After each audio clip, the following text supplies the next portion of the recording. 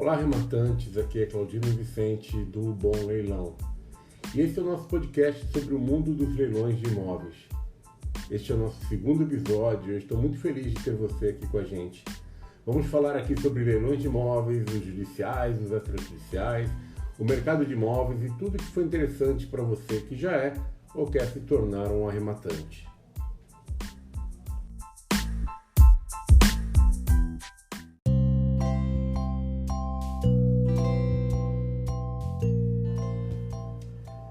Para abrir esse programa, vamos a uma nova sessão chamada Feedback, ou dúvidas sobre o que conversamos na semana passada e eu talvez não tenha me expressado direito. O Jeremias mandou uma mensagem e diz que ficou com dúvida se o processo de emissão na posse, no caso de um leilão extrajudicial, é demorado. Jeremias, tem razão na sua dúvida. Deixa eu responder melhor. No caso de emissão na posse de um leilão extrajudicial, você vai precisar entrar com um processo na justiça pedindo de forma liminar a desocupação. Respeitando a lei, o juiz não vai ter outra opção a não ser te conceder. Veja, digamos que leve um mês para o seu pedido ser apreciado, né? Até você entrar lá na justiça, o juiz colocar a mão, dar uma decisão. Quando o juiz conceder, ele ainda vai dar 60 dias para que o imóvel seja desocupado voluntariamente. Então, resumindo, pela minha experiência, eu posso dizer que leva coisa de uns 4 a 5 meses, talvez menos, mas por aí, para que você consiga a sua emissão e tomar posse do seu imóvel. Por isso, tentar negociar uma saída antecipada vale muito a pena.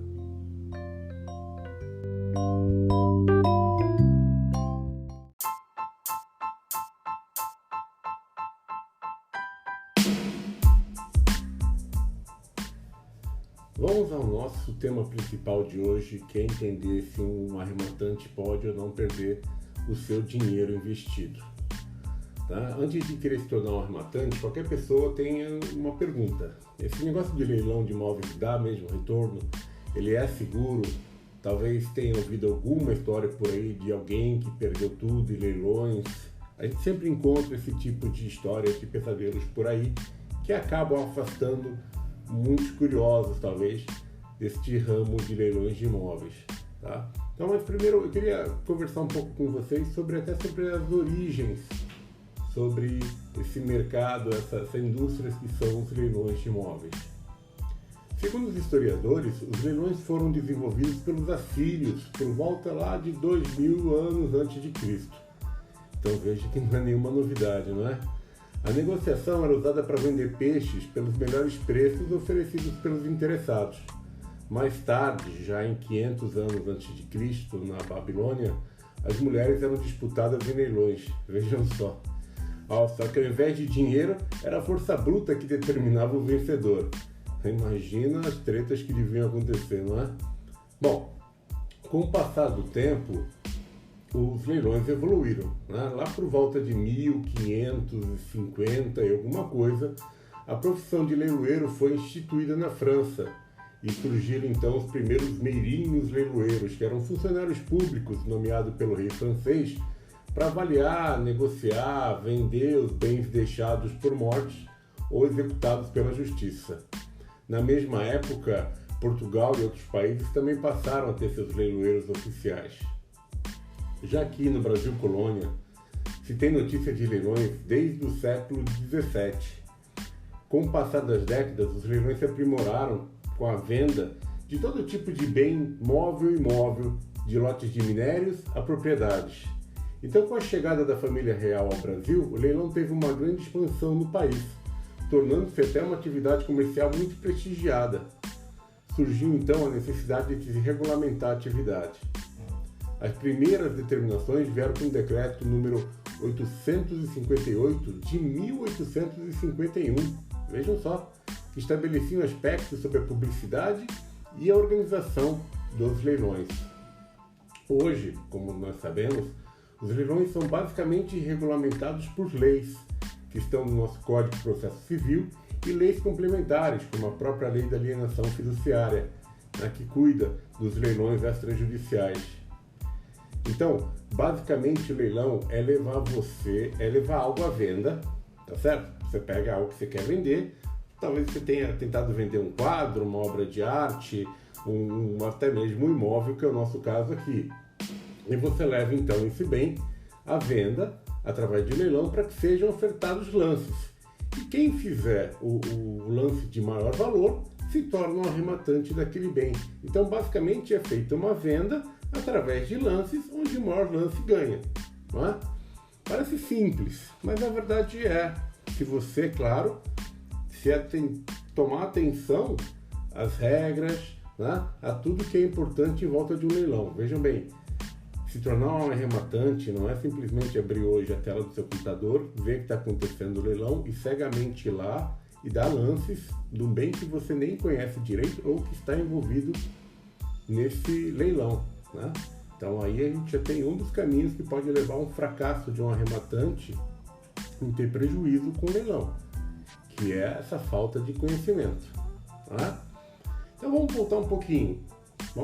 Então, no caso dos imóveis, né, quando ele é levado a leilão, se tem, lógico, a intenção de que a venda seja realizada, né?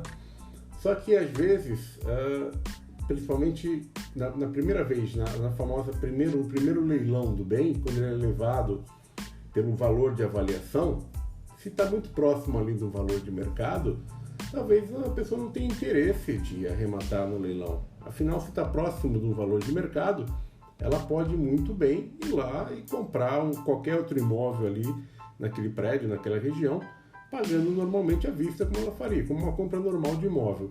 Então, por lógica, se criou a ideia de tornar o leilão mais atraente. Como? Se ele não for, então, negociado nesse primeiro leilão, ele já tem uma outra data marcada para um segundo leilão, a chamada segunda asta, né? Só que para atrair, então, o interesse, se promove um desconto desse valor. Então, um negócio onde você pode comprar um imóvel por vezes até 50% abaixo do valor de mercado para poder revender em seguida para lucro, se torna um negócio muito interessante. Então, como eu já falei acima, tudo isso no leilão acontece de forma transparente e segura, porque leilões são regulamentados por leis. Leiloeiros obedecem às leis, né? Então, mesmo um leilão extrajudicial possui uma lei que vai determinar todas as regras. Se alguma dessas regras não forem seguidas, vão haver consequências, tá? Então, leilões são um dos negócios mais seguros que existem, desde que as pessoas envolvidas tenham um conhecimento certo. E é aí que começam, talvez, os problemas quando vocês ouvem uma história de alguém falando sobre leilão e que houve algum prejuízo, tá? Então, assim, então é mentira que uma pessoa possa perder dinheiro em leilão? Então, veja, uma pessoa pode perder dinheiro quando faz um mau negócio. Então, você pode fazer um mau negócio comprando um carro, você pode fazer um mau negócio contratando uma mão de obra, como você pode fazer um mau negócio indo participar de um leilão e comprando algo que não seja bom, né? Então, assim, não há culpa no processo de um leilão. Então, deixa eu falar aqui um pouquinho sobre as piores coisas que podem acontecer com o arrematante e que não vão ser culpa do leilão, né? Por exemplo, arrematar um imóvel por um valor alto que não vai gerar lucro, né? Ou às vezes pode até descobrir que o preço de venda é menor que o valor que ele pagou. Quer dizer, o arrematante ele não investigou aquele bem que estava sendo levado a leilão, quanto ele realmente vale, como está o mercado em volta dele, como é a localização em volta dele. Então ele acaba pagando um valor, ele arremata e quando ele vai tentar revender, ele descobre que não dá para revender por aquele valor que ele achava na cabeça dele que conseguiria. Então se ele paga 700 mil reais no imóvel e descobre que o valor de revenda dele é 720 mil. Tá? Isso não seria um problema quando a pessoa quer morar no imóvel, mas se você é um arrematante investidor, se torna um grande problema. Uma outra forma, por exemplo, é não entender nada sobre leilões e acabar arrematando um direito, ou pior ainda, uma nua propriedade de um imóvel. Então, se você arrematou um direito, na verdade, você está comprando o direito de substituir um devedor, né, de um imóvel que foi a leilão judicial, porém ele tem um contrato de alienação fiduciária que está valendo, então você está comprando, na verdade, o direito de continuar pagando aquela dívida. Olha só, que que não tem o conhecimento de saber a diferença entre um leilão que está levando a propriedade e um leilão que está levando um direito, você pode realmente se complicar. Ou a numa propriedade, quando você compra um imóvel, que na verdade ela tá presa, né? De certa forma,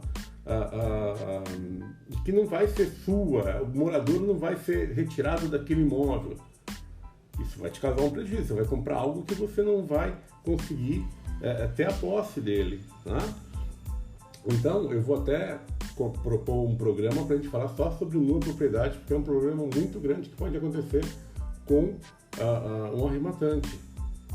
Então, isso e ignorar, por exemplo, tem arrematantes que abrem ali o computador, olha, isso aqui está indo a leilão, e ele ouviu falar sobre leilões e ele quer participar, só que ele não conhece nada. Então ele acha que aquele valor que está aparecendo ali na tela é o único valor que ele vai precisar dispor. Quando a gente, por experiência, sabe que não. Vão haver outras despesas, por exemplo, você vai ter que pagar a porcentagem do leiloeiro, você vai ter que despesas com cartório, você provavelmente vai ter que fazer uma reforma para valorizar o imóvel. E se aquela pessoa que foi lá e arrematou com o único dinheiro exatamente que ela possuía, ela vai depois dizer que leilão são péssimos negócios. Mas, como vocês podem ver, não há culpa em leilão. A culpa da pessoa não saber como o leilão funciona e acabar comprando algo que não é bom, não é? Então, por exemplo, nenhum desses casos que eu conversei agora, a culpa do prejuízo vai ser de um sistema de venda por leilão, mas por a simples falta de conhecimento. Então, isso pode acontecer em qualquer outro tipo de venda e compra da vida comum, como eu disse, comprar um carro cheio de problemas, ou até uma coisa simples como você pedir um lanche de um lugar que você não conhece e se decepcionar. É a mesma coisa, se você não fizer toda uma investigação pré-leilão sobre aquele imóvel, sobre aquele bem, garantir os valores, garantir as condições dele, né? Aprender a ler o edital, aprender a ler a matrícula, aprender a ler o laudo de avaliação, você pode estar realmente comprando algo que não vai ser tão bom assim, e não adianta culpar o sistema de leilão. É o próprio arrematante que foi despreparado para uma arrematação, para um leilão de imóvel. Aí não tem jeito, tá bom? De qualquer forma, é aquilo. Leilão quando você tem um conhecimento certo. Leilão de imóveis é um sistema muito simples. É comprar um imóvel muito mais barato e revender com lucro. Simples assim. Só que nesse simples vai envolver todo esse conhecimento. Ok? Eu espero que tenha ficado claro essa parte aí sobre como realmente as pessoas podem ter prejuízos através do leilão, que buscam esse conhecimento. Mas eu queria saber qual a opinião de vocês sobre isso, né? Eu vou adorar saber seus comentários, enviar mensagens. Busquem a gente, então, pelas redes sociais, que a gente vai te responder.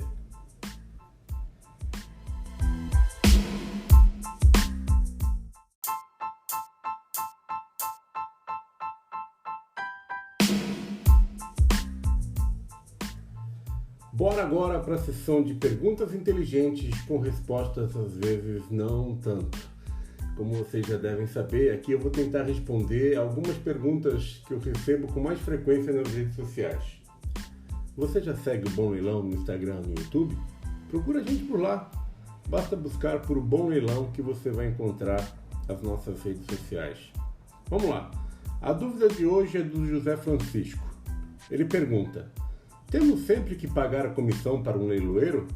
E se eu enviar uma proposta de compra para um juiz? José Francisco, sim, o leiloeiro é um profissional que foi, digamos, de certa forma, contratado pela justiça para que ele cuide de todos os trâmites, né, conduz o leilão, ele tem toda uma responsabilidade, publicação do edital.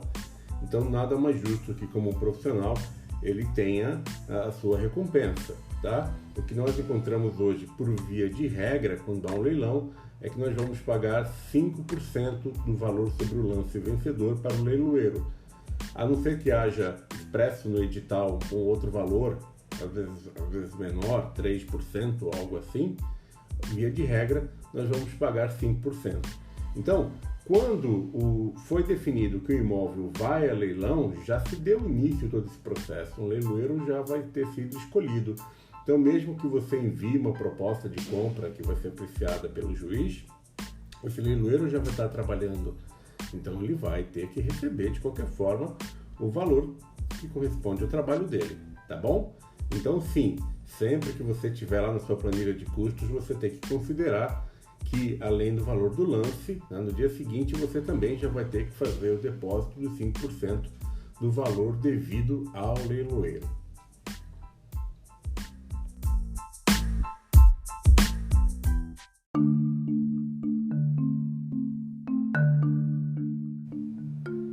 Bom, esse foi o nosso segundo episódio.